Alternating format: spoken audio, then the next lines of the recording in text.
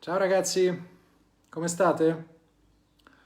Buonasera, eccoci qua direttamente dalla pagina del Fatto Quotidiano, come ogni giovedì sera, perché vi dovete ricordare, ve la dovete appuntare questa cosa, che ogni giovedì sera io mi collegherò sempre da questa pagina, eccomi per raccontarvi un po' di cose. Cosa vi racconterò stasera? A dire il vero io ancora non lo so mica cosa vi racconto, perché è difficile.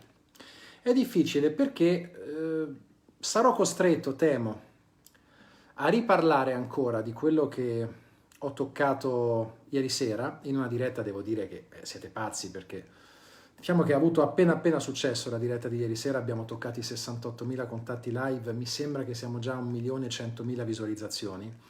E io credo che il successo, lungi dal dipendere dalla mia rabbia e dalla mia...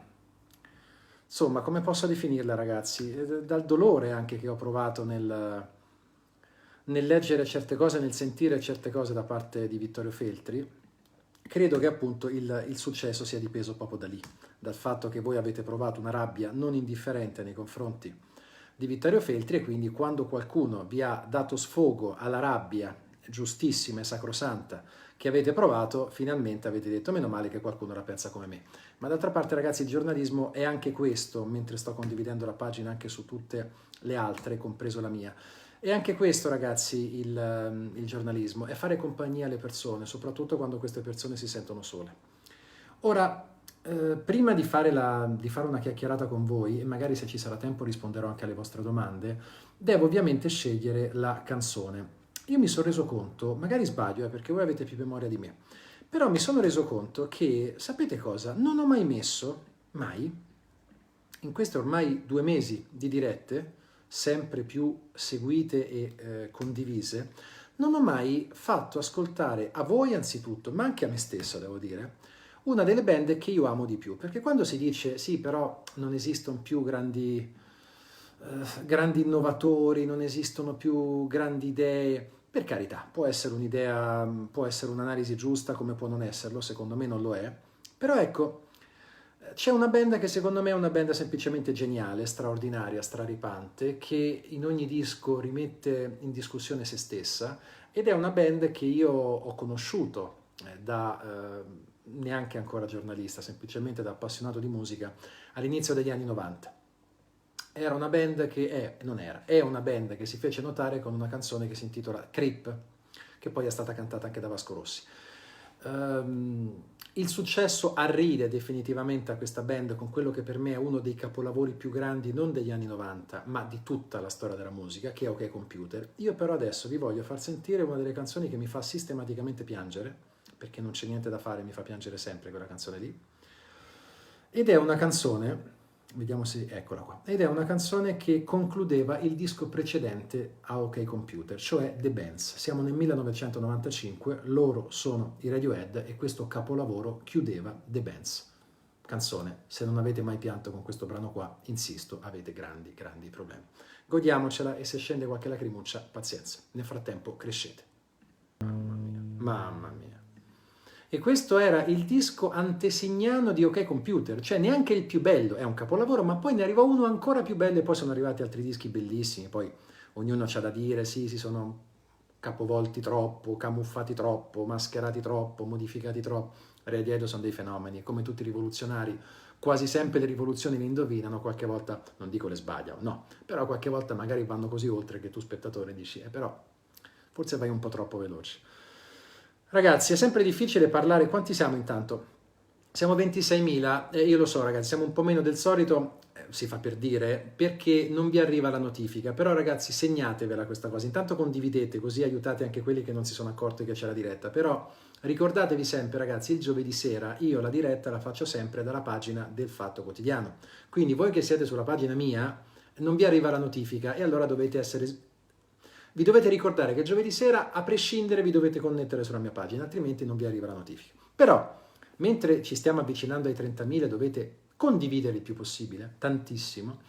Di cosa vi parlo stasera? Anzitutto, ragazzi, io voglio essere molto chiaro, estremamente esplicito, come sempre mi capito, ci provo con voi.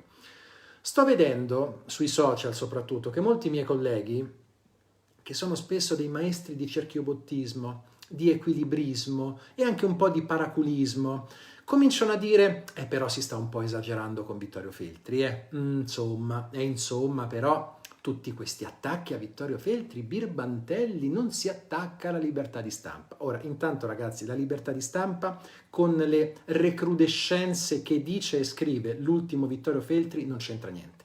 Quindi amici colleghi, ammesso che siamo colleghi, non riempitevi la bocca di cose che non c'entrano niente con la tematica attuale, perché permettere a una persona di andare in televisione e dire che al sud sono inferiori non è libertà di stampa, è libertà di sparare puttanate, che è qualcosa di completamente diverso dalla libertà di stampa. E qualcuno, colleghi anche importanti, autorevoli, che guai a sbilanciarsi troppo, perché se si sbilanciano troppo magari si arrabbia Mediaset e poi non li richiama Mediaset e ci mancherebbe altro. Per carità, non attacchiamo troppo Vittorio Feltri, ci mancherebbe altro. Il coraggio di molti colleghi. Dicono, sì, ha sbagliato, leggermente ha sbagliato Feltri, ha sbagliato, però dai, è la prima volta. No, non è la prima volta, e poi risponderò anche a Giorgia Meloni su questo punto, perché la Meloni ha detto sì vabbè, io però conosco Feltri, so che non lo pensa, ha sbagliato, però dai, l'ha fatto una volta. No, lo fa in continuazione, sono mesi e anni che utilizza certe metafore, certe iperboli e certe parole per descrivere il Sud, che secondo lui è inferiore ed è fatto da manutengoli ingordi, il Papini utilizzava la parola manutengolo. Bisognerebbe già avere dei dubbi sulla liceità e sulla sanità mentale delle persone quando usano immagini come manutengoli ingordi. Ma questi giornalisti che si sono un pochino scandalizzati, quante critiche nei confronti del maestro, il maestro Vittorio Feltri, hanno detto, però Birbantelli, voi edicole del Sud, che state affiggendo le scritte in cui dite noi non venderemo libero, insomma, state ledendo la libertà di stampa. Non si fa perché se lo fate si arrabbiano i colleghi di Feltri, perché bisogna dare la pluralità e garantire il pluralismo di informazione. Insisto, quando un giornale, e non è successo soltanto 2 sere fa in televisione da Mario Giordano o 3 giorni fa quando ha scritto l'articolo con i manutengoli ingordi, ma succede da anni che vengono fatti certi titoli su Libero, certe prime pagine di Libero, certi editoriali di Libero, certe notizie apriamo, chiudiamo, è colpa dei meridionali, e di qua e di là, titoli allucinanti, avrei una lista lunga così. Quando insisti, e 1, e 2, e 3, e 4, e 100, e 1000, e 1.000.000, alla fine sai come funziona, amici miei, e non siamo per niente amici perché mi spalate una quantità di sterco che ne basterebbe la metà, e per me è vanto, perché finché mi attaccate voi vuol dire che sono sulla strada giusta. Amici si fa per dire di Libero. Sapete qual è il problema? Che quando provocate, succedono 2 cose. La prima è che nel frattempo perdete pubblico, infatti non vi legge più nessuno. La seconda è che trovate sempre qualcuno molto più furbo di voi e più intelligente di voi a provocarvi. Se poi i vostri grandi provocatori sono 2 pesci piccoli, robetta, non è che ci avete a provocare Pasolini e Gaber, ci avete Feltri e Senalti. La brutta copia di se stesso e la brutta copia della brutta copia di se stesso. 2 fenomeni proprio assoluti. Quando avete 2 provocatori così, poi sapete che arriva un edicolante, sconosciuto ma geniale, che dice mi avete rotti i coglioni, però non ve lo dico così, perché questo ve lo dice Scanzi che avete rotti i coglioni. No, io ve lo dico in formula garbata e vi dico io non vi vendo più, perché mi avete un po' stancato e forse non sono abbastanza intelligente, poiché inferiore, da capire la genialità di Vittorio Feltri, quindi non vi vendo più. Sbagliano? È mancanza di libertà di informazione? È violare la libertà di informazione? No, è una libera scelta commerciale. Oltretutto quegli edicolanti sono anche doppiamente eroici perché si privano di un eventuale introito, poco, perché se dovessero dipendere da quante copie vendono di Libero ancor più al sud sarebbero già tutti sull'astrico. Quindi rischiano anche nei confronti di loro stessi, ma è una scelta lecita, legittima, è una scelta di mercato. Se io ho un negozio di jeans, io ho dei negozi di jeans, alcune marche le tengo, altre marche non le tengo. Se la marca Libero non mi piace E se per me quella marca non è un paio di jeans, ma è un paio di robaccia, schifezza, io non posso essere così maldestro e capzioso e cattivo nei confronti della clientela da cercare di affibbiargli un paio di jeans che non mi piace. Per un giornale, anche se non sembra la stessa cosa. Se io edicolante, non dico non mi riconosco in un giornale, ci mancherebbe altro, se uno non dovesse vendere i giornali che non condivide, allora sì che sarebbe un problema, anche se sarebbe per carità lecito, ogni edicola fa il cazzo che vuole dentro casa sua e dentro le edicole sue. Ma se io edicolante ne ho piene le scatole degli insulti che mi arrivano sistematicamente per mesi e per anni da quel giornale lì e dico a casa mia non lo vendo, e stateci ragazzi. Sarete scandalizzati voi che vivete su Twitter, siete gli unici a vivere su Twitter, siete rimasti voi in 7 o 8. Pazienza. Alla fine, ripeto, trovate sempre qualcuno più furbo di voi, quindi tutto questo per dire, amici miei edicolanti, che vi siete rifiutati con grande ironia, con grande maestria, che è un'altra cosa tipica del Sud, di tutta Italia, ma devo dire che quando il Sud vuole ci batte 6-0, 6-1, 6-2 e probabilmente sto largo in termini di ironia e di capacità istrionica e sardonica di prenderti in giro.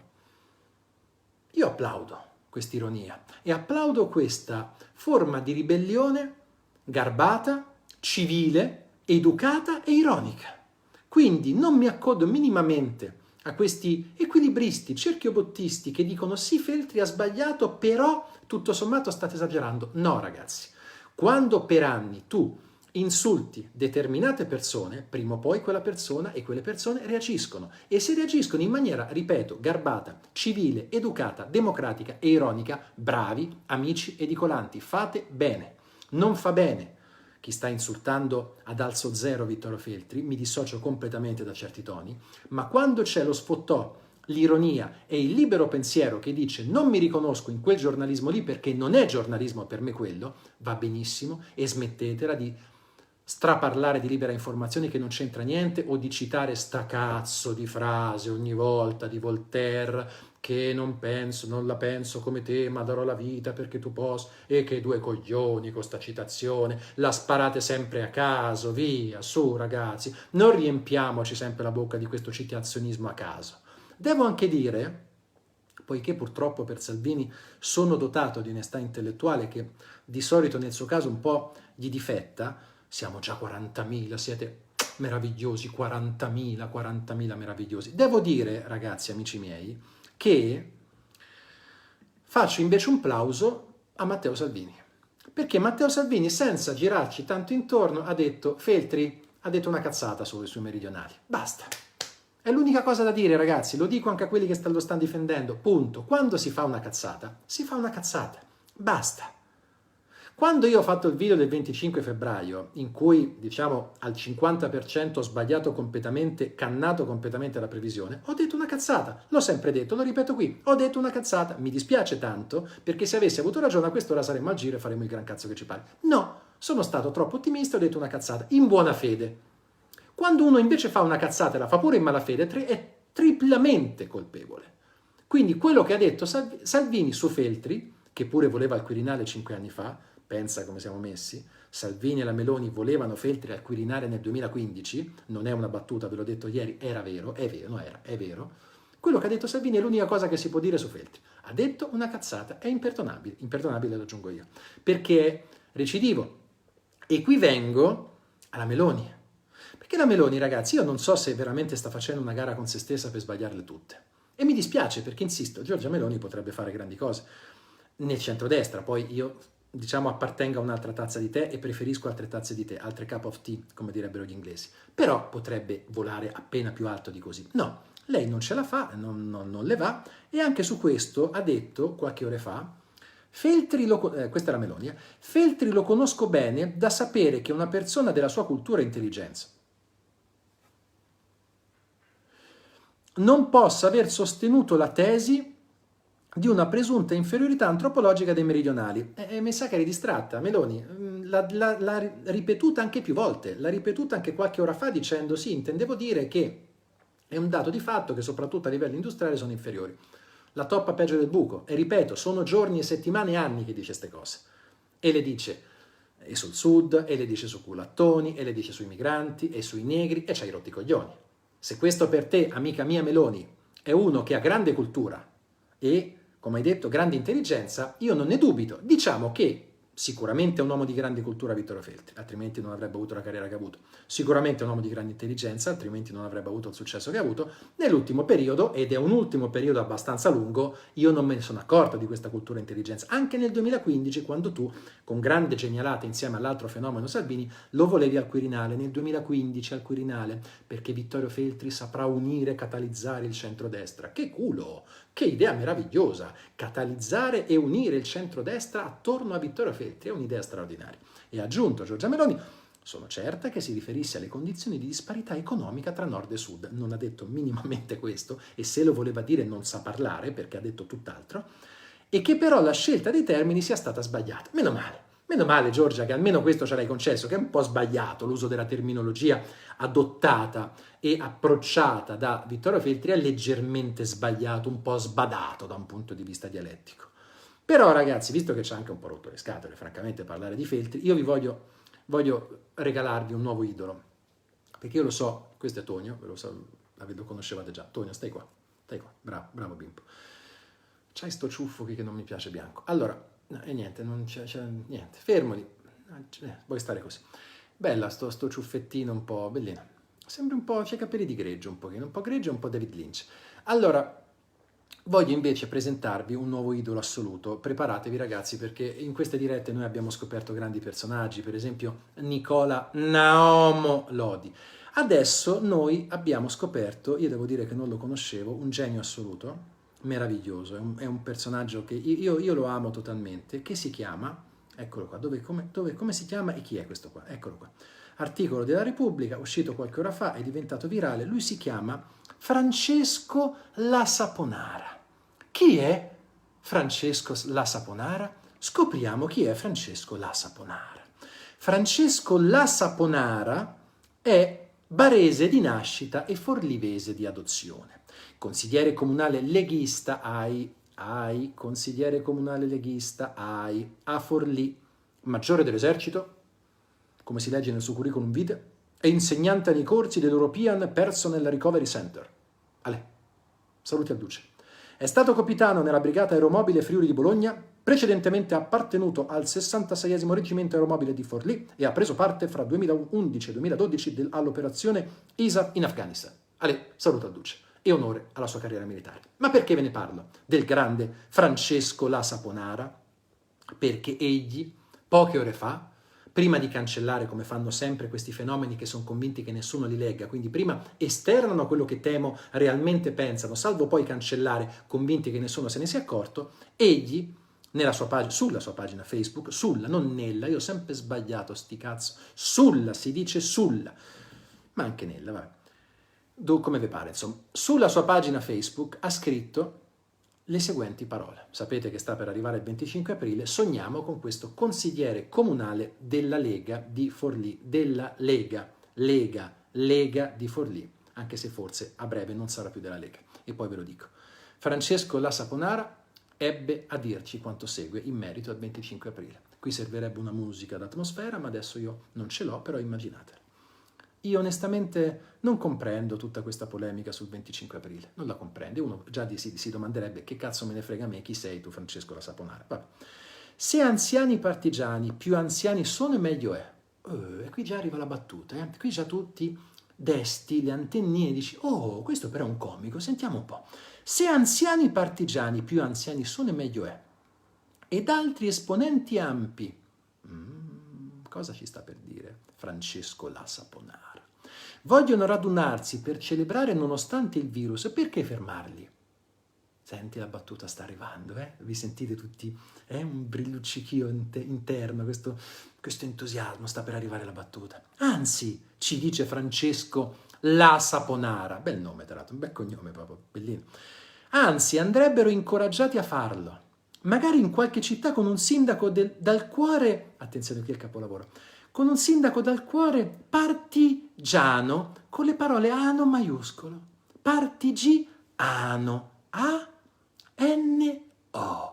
È un comico questo qua.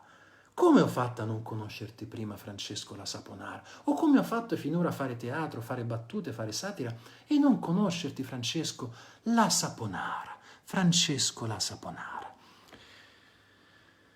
Cuore partigiano, tipo ad esempio Milano, ha fatto anche la rima, ma questo è il Gozzano, Francesco La Saponara. Ed è giusto che celebrino spalla a spalla con i propri compagni. Ovviamente poi, senti questa battuta perché ci mette il carico da 11, temendo di non aver capito la battuta, ce la spiega, perché sono geni questi. Ovviamente poi se dovessero ammalarsi dispiacerebbe molto a tutti, ma è un rischio che va corso per un qualcosa di più importante. È un rischio che dobbiamo assolutamente correre. Ne va del bene della nostra gente. Che battutone. Facciamo festeggiare quelli che amano il 25 aprile, li facciamo stare tutti vicini, così se si ammalano e muoiono, ci liberiamo di questi rompipalle che ancora festeggiano il 25 aprile. Francesco La Saponara, consigliere della Lega, sono tutti della Lega questi qua, di Forlì. Ne va del bene della nostra gente e poi sentite questo finale virile dell'uomo, del comandante dell'esercito, quest'uomo militare che nulla teme, non ha paura di niente, come i cani che abbaiano vittoriosi sui cadaveri dei leoni, ma i cani restano cani, cioè noi che festeggiamo il 25 aprile, e i leoni sono leoni, cioè il leone è Francesco La Saponara. Francesco La Saponara è un leone della savana di questa fava, è un leone.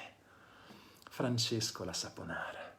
E poi mette anche degli hashtag, Francesco La Saponara, mette degli hashtag, Francesco La Saponara, gli hashtag di Francesco La Saponara, gli hashtag di Francesco La Saponara, Covid-19, questo va bene, liberaci dal male, e questo già c'è grande ironia, tradimento e libertà, perché lui è un uomo tutto d'un pezzo, laddove quelli che festeggiano il 25 aprile tradiscono i valori virili del fascismo, partigiani d'Africa, che non vuol dire un cazzo sta frase, ma buttata là sta parola, vabbè.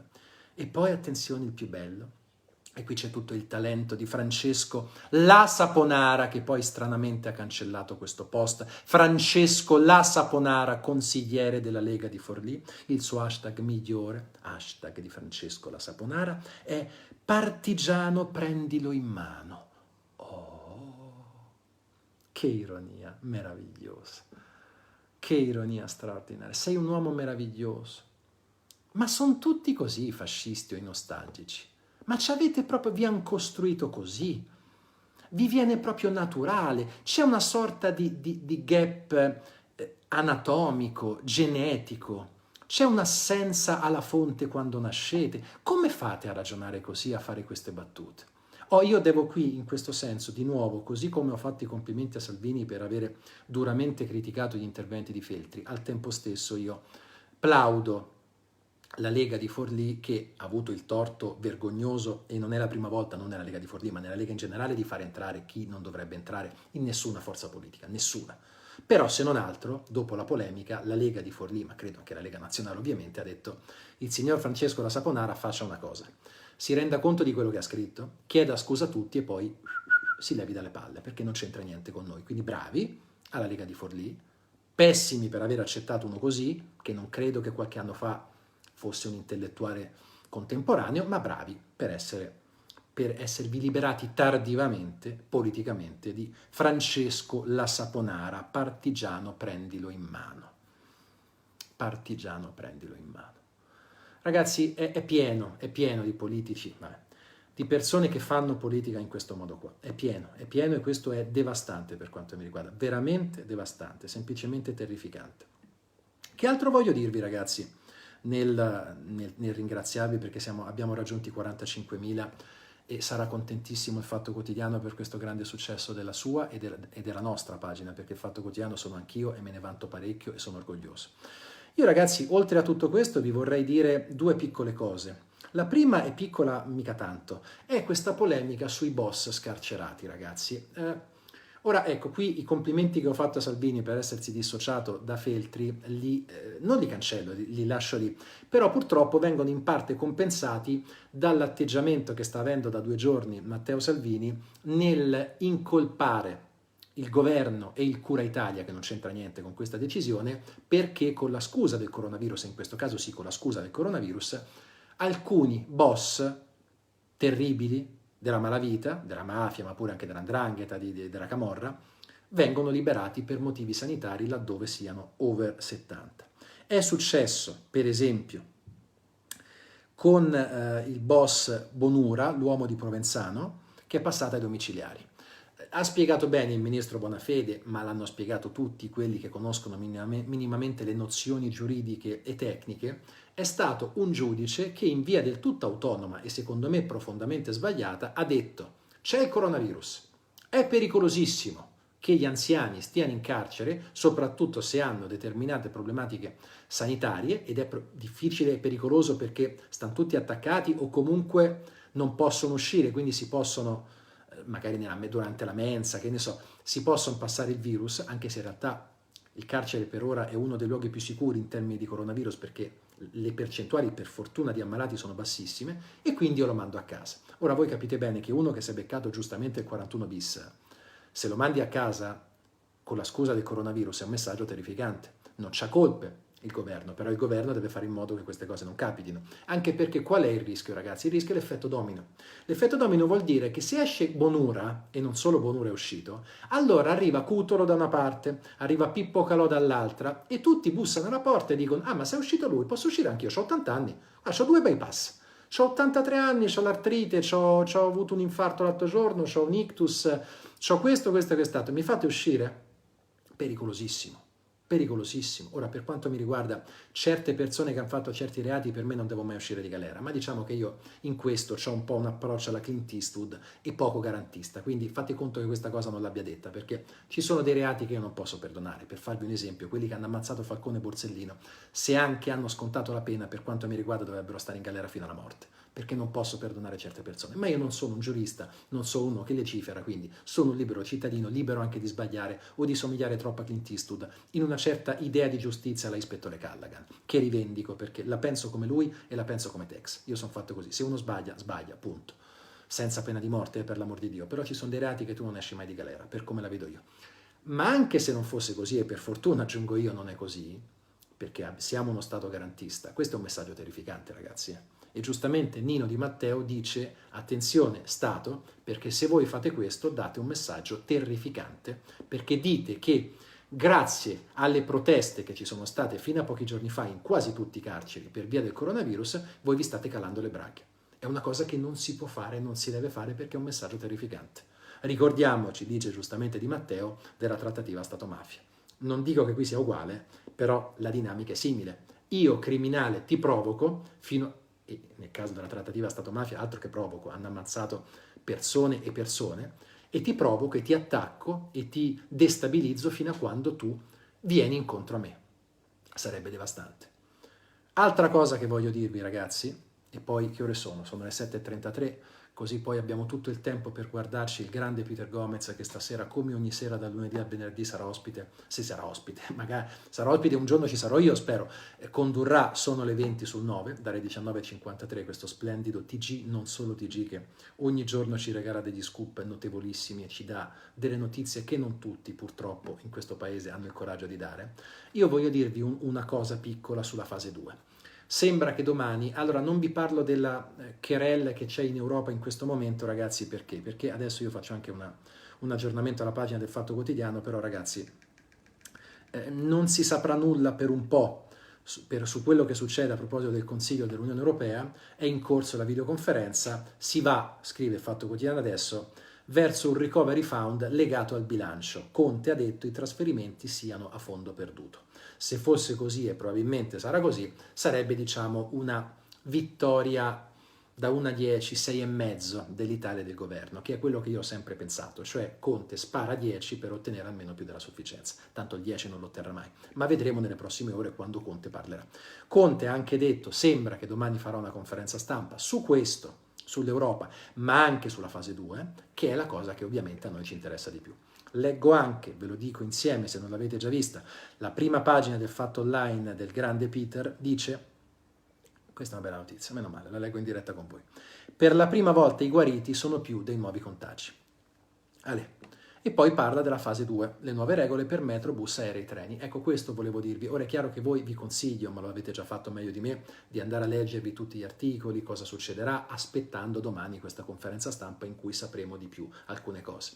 Quello che si è capito è, per esempio, che noi potremo uscire dal 4 maggio senza avere una giustificazione, quindi potremo anche uscire con la macchina semplicemente per uscire un po', per fare un giro con la macchina o per fare una passeggiata senza dover andare a fare la spesa, senza motivi lavorativi, però con delle limitazioni. A quello che si legge per ora, massimo 2 persone, quindi si può uscire al massimo in 2, a piedi, in macchina, in moto, credo anche in moto, spero, perché mi piacerebbe riprendere prima o poi la moto con la mia compagna, però entro i confini regionali. E questo già qualcuno si lamenta perché dice: io ho la seconda casa sul laziale, ipotesi, ho la seconda casa sul laziale, ho la seconda casa a Fregene, ci posso andare, ho la seconda casa a Grosseto, non ci posso andare. E ho capito, ragazzi, però non è che si può far felici tutti, purtroppo qualche regola la devi mettere.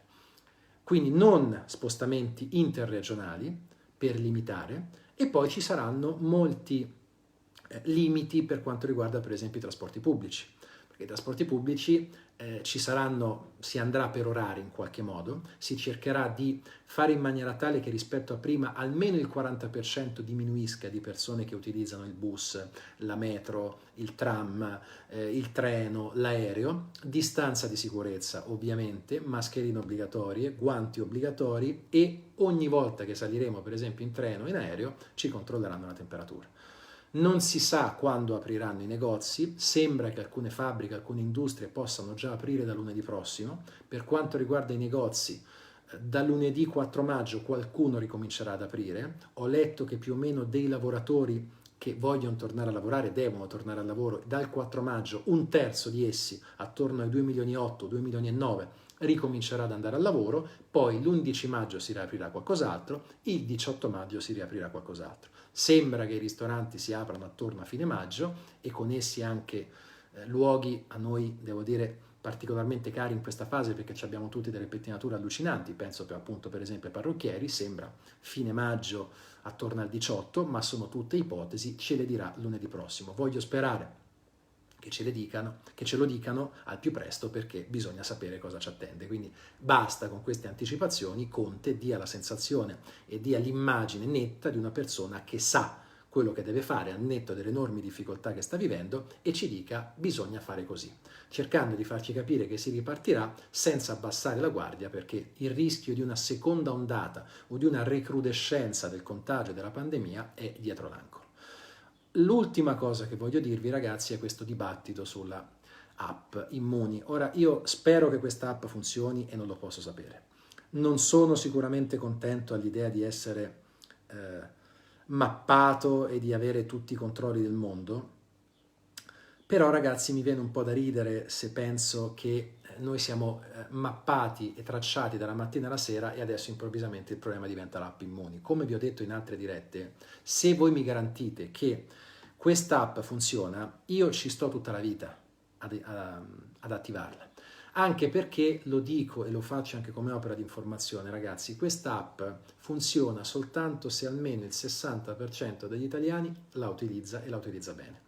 Perché se la utilizza al 30, 40, 45%, quelli come me, e ve lo giuro adesso, ve lo giuro sui Pink Floyd che sono qua anche se sono fuori inquadratura, o se preferite su Mark Knopfler, quindi per me sono entità laiche sacre, ve lo giuro su di loro, io la applicherò, cioè la installerò e la utilizzerò, l'app Immuni, sicuramente, perché mi fido e mi voglio fidare e voglio fare del bene a me stesso, ma ancora di più alle persone che ho attorno, quindi voglio che si sappia chi sono no, perché comunque sembra che per fortuna sia andati anonimi, però voglio venire incontro a tutti cercando di dare i miei dati, i miei dati clinici in maniera tale che aiuti la tracciabilità e aiuti a sconfiggere al più presto questo cazzo di virus. Però è ovvio che se io lo faccio e molti di voi lo faranno e non arriveremo al 60% sarà un disastro. Ma insisto, come molti scrivono sui social in queste ore, fa ridere che ci sia il dibattito sulla privacy quando noi la privacy, soprattutto in rete, non ce l'abbiamo per niente. Usi Google Maps e loro registrano i tuoi spostamenti. Navighi online e Google salva le tue ricerche per le loro ADS. Hai la posta su Gmail e una volta loggato tutte le ricerche che effettuerai vengono associate non solo al tuo IP ma anche a un nome e cognome. Hai un account Facebook e sorridi quando ti taggano. Ami quiz su Facebook ma ti cercano. E poi Instagram, e poi Twitter, e poi eccetera, TripAdvisor. E qui c'è tutta la lista. Perché ho fatto questa piccola digressione? Perché è così. perché siamo già tracciati. Quindi, se ci diranno che funziona, scarichiamola questa app, perché è ridicolo ricordarsi adesso di eventuali problemi della privacy quando noi, ogni volta che stiamo sui social, per fare cose molto meno serie che combattere una pandemia, ce ne sbattiamo allegramente le scatole di qualsiasi desiderio di rimanere segreti, di rimanere privati e di avere la tutela della nostra privacy. La privacy, amici miei, ce la siamo giocata molti anni fa, quando siamo, io per primo, rincoglioniti dentro questo mondo virtuale che si chiama rete, che si chiama web e che si chiama anche social network. Grazie ragazzi a tutti voi e adesso guardo di qua perché la televisione ce l'ho di qua, ci vediamo tutti insieme alle 19:53, quindi fra 13 minuti. Ci guardiamo, io guardo sempre qua, ma in realtà dovevo guardare qua, ci guardiamo adesso alle 19:53, sono le 20 e noi ci vediamo domani con questa diretta, non so a che ora, perché? Perché domani noi, io, Luca Sommi e Marco Travaglio, ovviamente saremo sul 9 con accordi e disaccordi e come ogni venerdì, essendoci accordi e disaccordi, non so quando potrò fare questa diretta, ma vi prometto che fino al 4 maggio, anzi fino al 3 maggio, fino a domenica 3 maggio, fino cioè alla fine della fase 1, che spero finisca per sempre il 3 maggio, questa diretta sarà sempre quotidiana, una volta al giorno, di solito alle 19, se ci sono impegni televisivi la faccio di solito alle 21:20 come probabilmente accadrà domani sera. Poi dal 4 maggio rimarrà questa diretta Scanzi Live, sempre il giovedì da questa pagina del Fatto Quotidiano, altrimenti dalla mia pagina, semplicemente dal 4 maggio diventerà settimanale o bisettimanale, lo deciderò. Grazie ancora perché eravate tanti anche stasera, sebbene non sia stata una giornata così pregnante di notizie. Lo sarà fra qualche ora quando scopriremo quello che è successo al Consiglio dell'Unione Europea. Ciao belli!